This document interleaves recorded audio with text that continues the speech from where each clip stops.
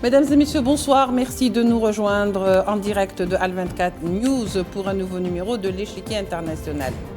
L'ancien conseiller américain à la sécurité nationale John Bolton publie un article poignant sur le Sahara occidental et la position américaine. Les États-Unis se doivent, dit-il, d'appliquer le plan de règlement de 1991, octroyant la liberté aux Sahraouis de décider de leur avenir et recadrant certains entendements qui tentait, pas si longtemps, de classer le Front Polisario dans la case des mouvements terroristes. L'article de John Bolton vient déconstruire la thèse marocaine infondée sur la position américaine concernant la question sahraoui. Retour sur l'article du Washington Times et de son auteur John Bolton. Tout de suite.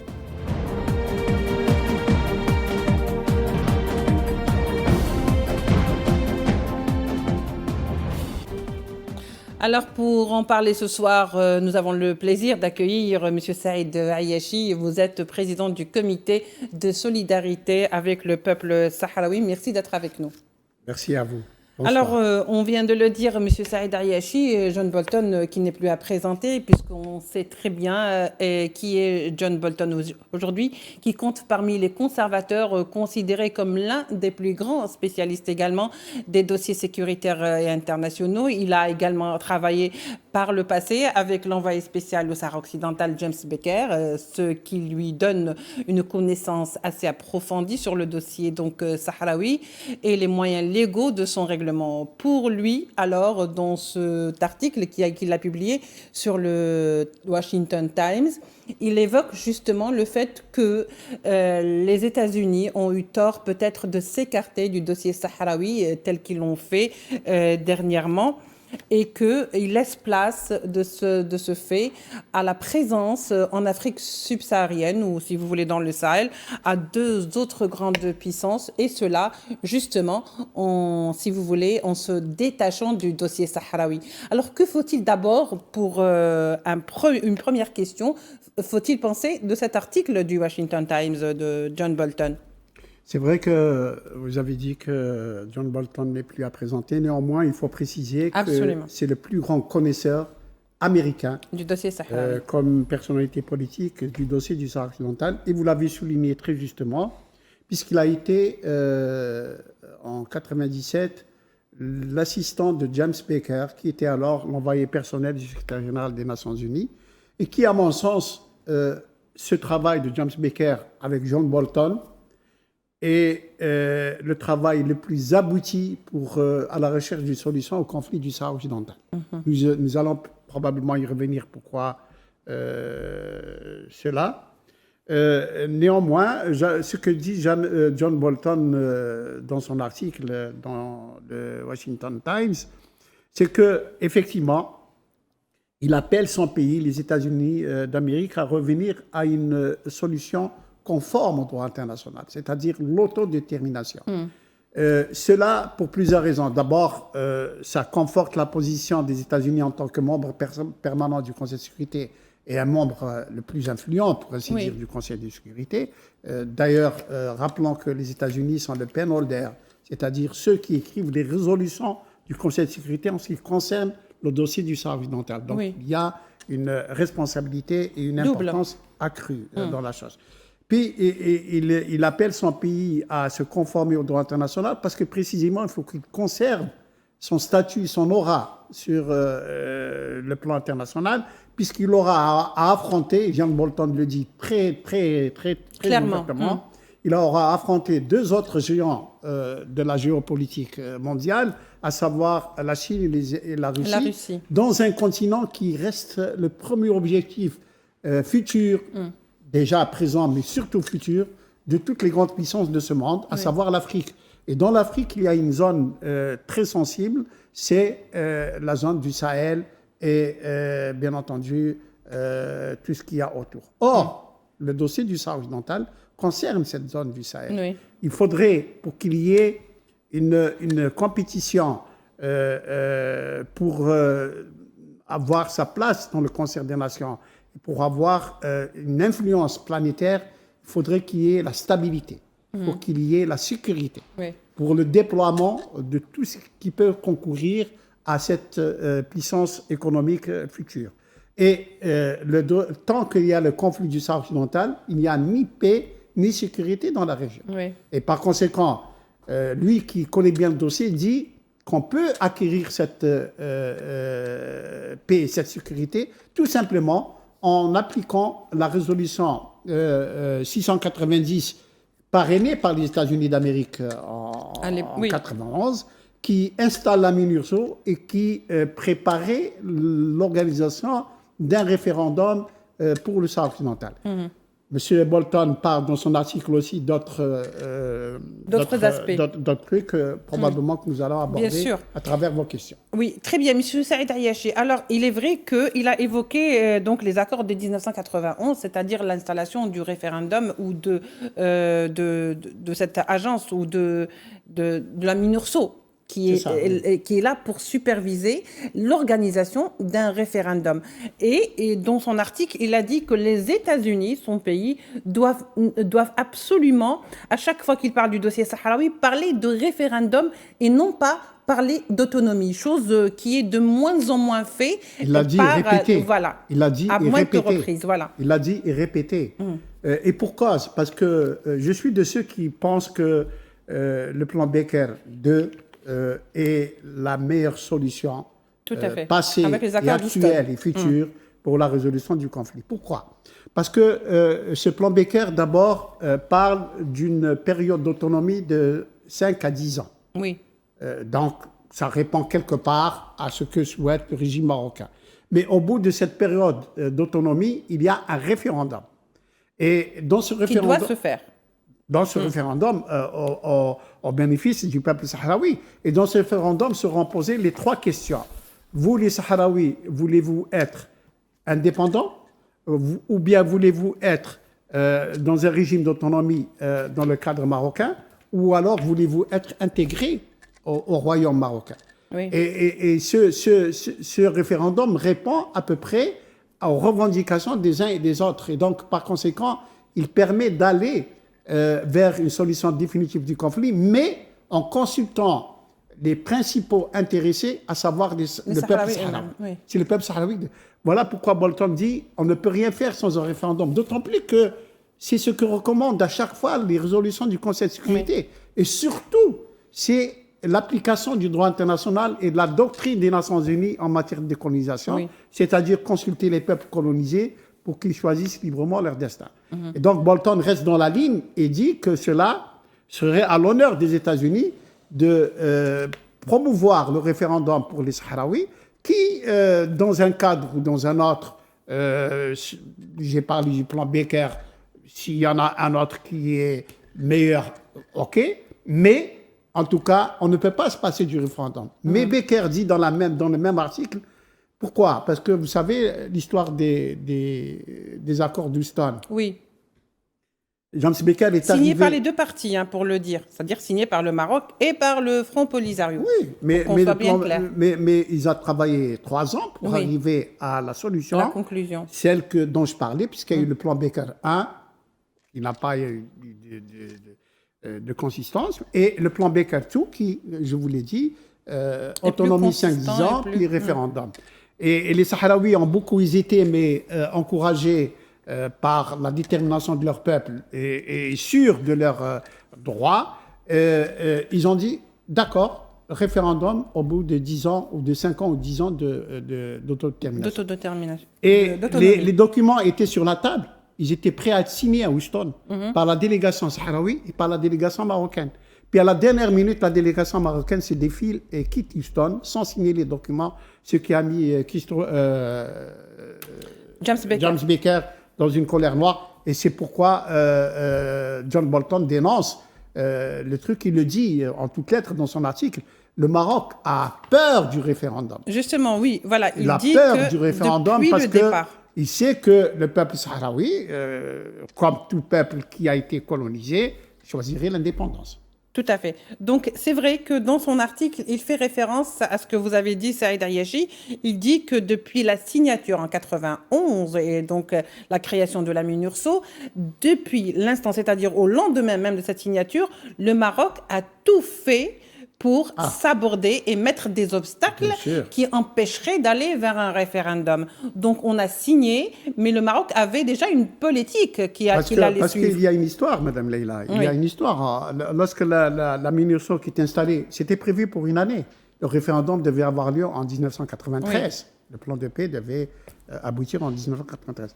Mais quand la MINURSO a commencé à faire ce qu'on appelle l'étape d'identification des votants, en 96-97, le roi Hassan II a envoyé une liste de 63 000 noms à la MINURSO en lui disant ce sont des votants au référendum. Oui.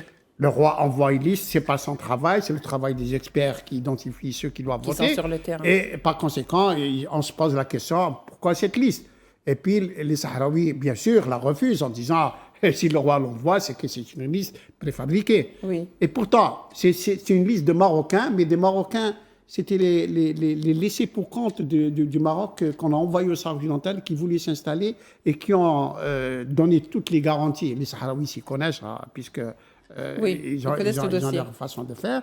Ils leur ont dit, nous voterons pour l'indépendance. Il n'y a aucun problème, nous serons avec vous. Et donc, quand le Polisario, fort de ses assurances et garanties qu'il a bien verrouillées, répond à la MINURSO, on accepte la liste de 63 000 noms et que la MINURSO communique le résultat au roi, le roi dit, on arrête tout. On arrête tout, on ne va plus. C'est de là qu'après, il y a eu donc l'envoyé personnel et l'envoyé personnel du secrétaire général en la personne de James Baker avec son assistant John Bolton, et qui ont commencé les négociations. Et donc, la MINURSO a été installée pour faire le référendum. Pourquoi Hassan II a refusé et son fils continue de le faire après lui, le référendum? Parce qu'ils ont cette certitude que les Sahraouis voteront pour l'indépendance. Oui, tout à fait. Or, il y a un passage incontournable, absolument nécessaire, c'est de passer par la volonté du peuple sahraoui. C'est l'autodétermination, c'est la résolution 1514, et ce sont les résolutions du Conseil de sécurité. D'autant plus que, Saïd Ariachi, alors on était pour une autonomie de 10 ans, on a dépassé les 10 ans, on a dépassé les 20 ans aujourd'hui, et le référendum ne se fait toujours pas, et la MINURSO n'accomplit toujours pas sa tâche. Le problème, c'est que dans cet article qui est très poignant, John Bolton ne se gêne pas pour justement mettre la balle dans le camp des Marocains, c'est-à-dire qu'il reprocherait plus qu'il ne reproche, il accuse carrément le Maroc de verrouiller le jeu carrément, par exemple, d'un côté, empêcher l'organisation du référendum, et ça on l'a compris, mais dernièrement, ils ont carrément sorti d'autres cartes pour justement faire diversion à tous ces obstacles qu'ils font sur le terrain et sur le plan politique. Dernièrement, ils ont commencé carrément à s'attaquer au Front Polisario. Alors, c'est vrai que la dernière fois, rappelez-vous, Saïd Ariachi, on avait parlé du fait qu'aujourd'hui, on veut absolument mettre le mouvement du Front Polisario dans la blacklist ou la liste des groupes ou des mouvements terroristes, chose qui n'a pas marché jusqu'à présent. Et John Bolton, aujourd'hui, dans son article, il fait référence à ça. Il parle du fait qu'on veuille absolument ternir l'image et le mettre dans la liste des groupes terroristes, que ce soit en les accusant d'être affiliés, par exemple, à l'Iran, d'avoir suivi des entraînements, ou que ce soit en série. Alors, finalement, Bolton ne lésine pas sur les mots. Il est très, très direct. Parce qu'il y a, j'allais dire, des arguments massus qui ne trompent personne. Premièrement, vous en avez parlé, il y a cette politique de l'amalgame, il y a cette politique de la confusion, les entraves, les manœuvres dilatoires, tout ça pour rien du tout. Les entraves qu'on a fait et compter combien d'envoyés personnels du secrétaire général ont été découragés de poursuivre leur mission. Christopher Ross, Wolson, James Coller, on l'a essayé même avec des Mistura. Etc. Tout ça, tout simplement pour ne pas arriver à ce que s'impose la solution du référendum, quel que soit son résultat. En tout cas, c'est ça, j'allais dire, le droit international. Mais les Marocains n'en veulent pas. Alors, pour ne pas qu'on parle du référendum, ils multiplient les manœuvres dilatoires, ils multiplient les obstructions, ils multiplient les entraves, les handicaps. Tout simplement, ils pratiquent la fuite en avant pour qu'on n'arrive pas à la véritable solution. Or, le référendum, je l'ai dit tout à l'heure, est incontournable. Maintenant, ils essayent de diaboliser le Front Polisario, de le présenter, ou du moins, il suggère aux lobbies sionistes américains et à leur soutien de voir si on peut, une loi même a été déposée au niveau de la Chambre des représentants aux États-Unis. Oui. Elle n'a pas de chance de passer pour plusieurs raisons, je vais vous les dire. D'abord, le Front Polisario existe depuis 1973. Aujourd'hui, il est représenté dans plus de 100 pays dans le monde, y compris à Washington. Il a 100 représentants. Le Front Polisario a été un négociateur officiel parrainé par les Nations Unies avec le régime marocain sur le sujet. Le Front Polisario a été un plaignant devant des juridictions internationales, telles que la Cour de justice de l'Union européenne qui l'a reconnu, qui l'a appliqué. Le Front Polisario, il y a maintenant des personnalités éminentes américaines qui ont visité les camps, qui ont eu des relations, des contacts suivis avec les personnalités sahraouis, dont James Hof, qui est décédé, qui était président de la commission de défense. Qui a fait un bel témoignage, un beau témoignage, congressmen à plusieurs fois.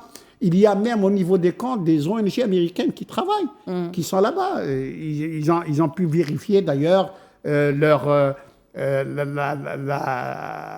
sagesse du peuple sahraoui dans sa foi religieuse qui est un islam tolérant, où la femme est omniprésente dans la société sahraoui. Et donc, ce sont toutes ces choses-là qui font que... et par ailleurs, on n'a jamais dit, depuis qu'il y a ce terrorisme djihadiste salafiste, on n'a jamais trouvé un Sahraoui, un seul, dans les rangs de ces bandes terroristes djihadistes. Et donc, j'allais dire, la manœuvre est grossière et elle ne peut pas aboutir pour toutes ces raisons que je viens d'évoquer. Oui. Évidemment, cela permet quand même au régime marocain de gagner du temps, d'avancer. Et puis surtout, on s'occupe plus de voir si oui ou non on va qualifier le Front Polisario d'organisation terroriste plutôt que de parler du vrai, du référendum. Le vrai problème. Donc c'est un leurre. C'est un leurre qui est un dérivatif pour qu'on ne parle pas du vrai problème. Ben justement, Saïd Ayachi... D'ailleurs, les Sahraouis, pardon, j'ai lu quelque part que même les autorités syriennes n'ont jamais dit qu'il y avait de Sahraouis dans des brigades ou des milices que l'Iran aurait formées du temps de Bachar el-Assad dans Syrie. Les Iraniens ont démenti cette information, les Syriens ont démenti cette information, et John Bolton lui-même a dit que c'était vraiment des manœuvres très malsaines. Voilà. A énormément de moyens de pouvoir acquérir l'information. Voilà. D'autant plus qu'ils ont témoigné, comme vous le disiez, en faveur de cette population et même du Front Polisario sur les territoires en disant que jamais ils n'ont vu plus modéré dans l'islam que les Sahraouis. Donc ça ne peut pas être vraiment un front où ils seraient donc affiliés à des groupes terroristes. Oui, M. Saïd Ayachi. Pour cette histoire d'islam... j'allais dire éclairer l'islam des ancêtres, l'islam du juste milieu. Vous savez que lorsqu'on a eu la décennie rouge ici, et qu'il y a eu donc le fils et d'autres organisations islamistes, extrémistes, certains dirigeants islamistes sont partis voir les Sahraouis pour leur dire si vous laissez qu'on puisse créer une branche chez vous, etc., nous, on se charge de la lutte contre Hassan II. Oui. Et les Sahraouis ont dit non. On refusait, pas de cette manière malsaine. Non, on ne veut pas. Voilà. Donc finalement, ce qui est clair, c'est que John Bolton, dans son article, dit que la seule solution, parce qu'en plus il insiste sur le fait que les États-Unis aussi doivent comprendre que la seule solution est de demander aux Sahraouis ce qu'ils veulent. Est-ce qu'ils veulent être indépendants et donc, ou est-ce qu'ils veulent être sous l'autonomie? Finalement, la solution, elle est claire, elle est là. C'est les questions du référendum qui doivent être posées. J'ajouterai autre chose à propos de ce refrain de l'autonomie. Donc, lorsque maintenant les Marocains disent il n'y a que l'autonomie. Voilà. Il n'y a pas d'autres alternatives. Et on a dit que dans le plan Becker, il y avait donc l'autonomie était incluse, du moins durant 10 ans. Un certain temps. Et qu'en 2007, le Maroc est revenu avec comme seule solution l'autonomie, avec ce soutien qu'il la présente comme une solution réaliste, acceptable, sérieuse, etc. Je ne sais pas, tous ces qualificatifs surréalistes. Les Sahraouis ont dit d'accord, l'autonomie, mais elle était là comme une question dans le référendum. Laissez le peuple choisir s'il veut choisir l'autonomie. Voilà.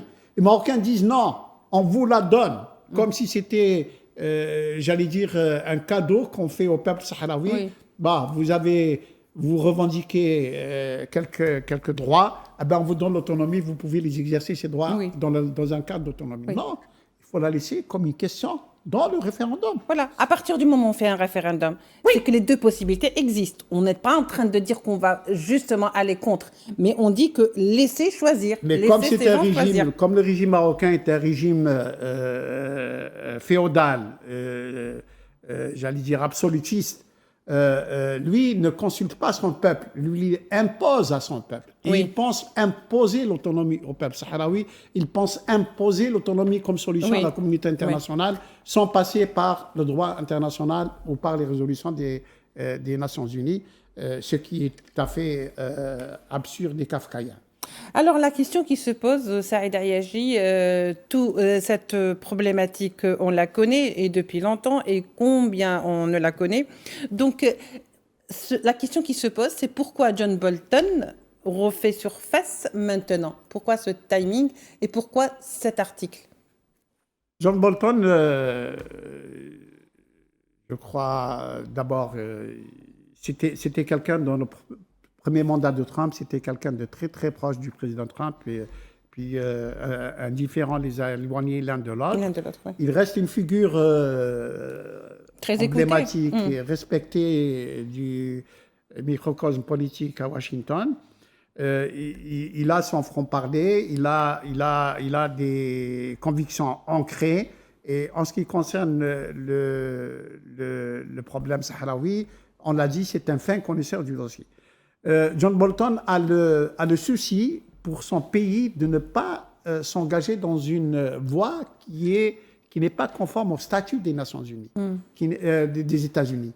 Il voudrait que son pays